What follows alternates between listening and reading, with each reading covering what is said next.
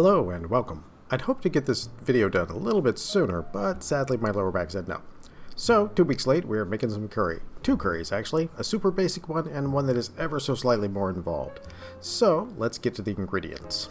This recipe serves 2. The second version is just double the amount of some of the ingredients from the first one and a few additions. So for our first, we're going to need 1.5 teaspoons salt, 2 teaspoons pepper, 2 teaspoons Worcestershire sauce, and 2 to 4 tablespoons curry powder for our seasonings. We will also need 1 medium onion diced small, 1 whole bell pepper diced small, and about a ½ pound of chicken breast sliced to about 3/4 of an inch to an inch wide by about an inch to an inch and a half long. We want our width to be fairly low this way so that chicken cooks rapidly and we get nice juicy pieces of chicken instead of dry. We will also need rice. Pretty much any kind of rice that you have will work. Just follow directions on there and you're going to be fine. I usually find about 2 cups of uncooked rice makes enough for 2 people to eat, plus a little bit for the leftovers. You'll also need a little bit of cooking oil. In my case, I am using coconut fat here as it blends in perfectly with the existing flavors. So, just to make sure you know the sizes we want ours, here's a picture of the onion, chicken, and peppers. We want them to cook and soften fairly quickly, and we won't be blending them for smoothness, so you want them to be fairly small, like around 1/4 of an inch in size or so. Alright, these will both start off fairly similar and stay mostly the same. We want to add our onions to a pan on medium heat with our cooking oil. As I said, in my case, I'm using coconut oil here. We'll want to sweat the onions down till they're almost stuffed, like they're just starting to get soft. This will probably take about 5 to 8 minutes or so. We want them at the just slightly or starting to soften stage so that when we add the peppers, they don't get too soft while the peppers themselves are getting soft. But the onions do take longer, so we need to give them a head start on that process. We do want them to have a little bit of stability after we're done here because we do want them to add some texture to the curry. Now, a quick note on curries. Depending on where you're from or possibly just where you've eaten, curry means a lot of different things. This could range from simple blends of spices added to some rice and vegetables, or more commonly, you'll have a blend of spices and coconut milk like we're going to be doing today. Some places look for a thick, smooth gravy with blended vegetables. Others are looking to just coat the rice and other ingredients that they use in the dish. With styles of the dish covering so much ground, the easiest way to think of curry is that it's a large family of dishes with many wonderful variations. Red, yellow, green, brown, and probably more that I've never even heard of yet. It even covers a wide array of colors. Curries are everywhere. Once our onions are starting to soften, we just want to add our peppers and continue cooking until the onions are starting to turn translucent. That means you can kind of start seeing through them. This is probably going to take about 4 to 6 minutes, possibly a little longer depending on the size of your onions. We're looking for them to still have a little bit of texture and somewhat of a stability, like I said, when we are done cooking our chicken. So we only want to cook them as little as we need to at this stage. If you're enjoying this, like and subscribe for more, and some cute cat pictures, like this one. Or how about this one? Or maybe this one. All very cute. Once the peppers and onions are softened and look like this, then we can add our can of coconut milk and follow with that all the spices and other liquids. From there we want to let it reduce down just a little bit to get the liquid to be a bit thicker and stick to the rice better.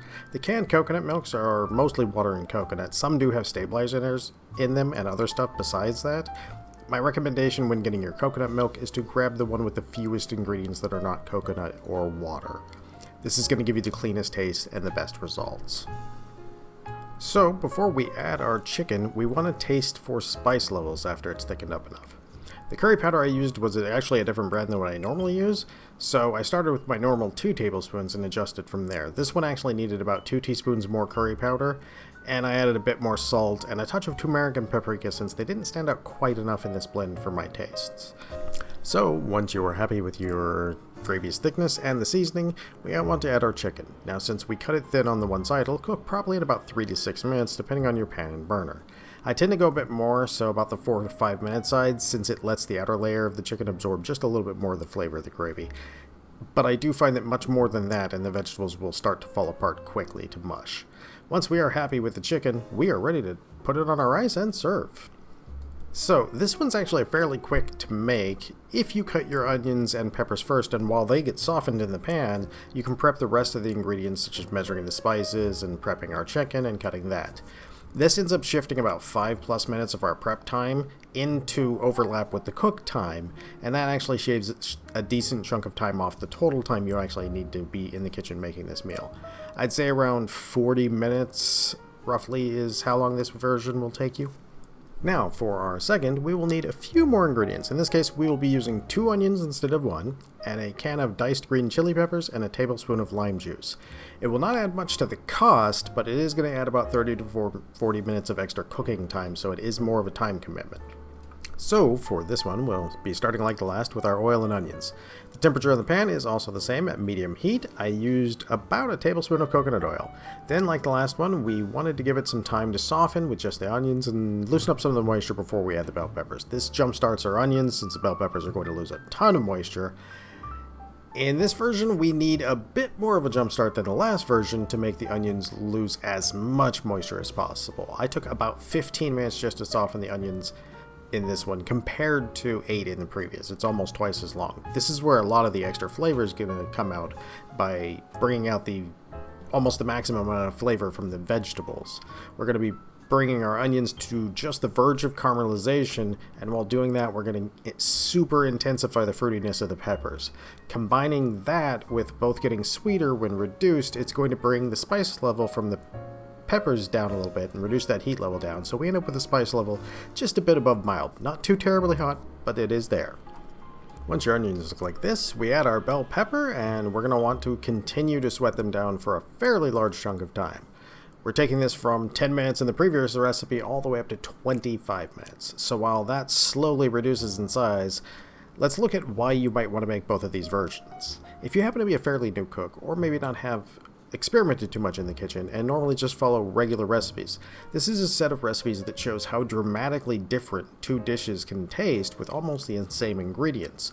The heat plus the more prominent tastes of the vegetables become an equal partner to the curry spices rather than just a vessel to transport them. And that adds just a lot of flavor, and these two end up tasting very distinctly different than each other even though they use almost all the same ingredients.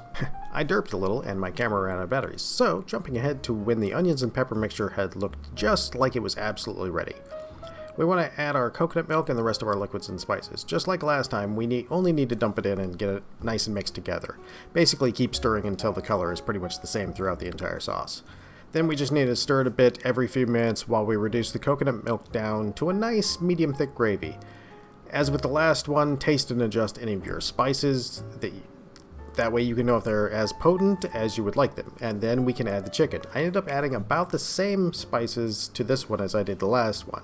I would have made that the base recipe, but I feel like salt and spice levels are a bit subjective, so setting it a little low and letting you adjust it as needed works much better. Now, once again, we want to add our chicken in and cook it until it's just done. This is going to take about 3 to 5 minutes or so, depending on the size of your chicken pieces. This will actually be quicker than the last version. I would say about 9 times out of 10 it's done at about the 3.5 minute mark.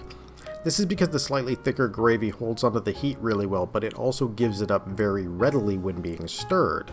Once your chicken is cooked all the way through, you are ready to serve it on rice. This recipe doesn't make a lot more than the last one, even though we did start with a much larger volume of vegetables.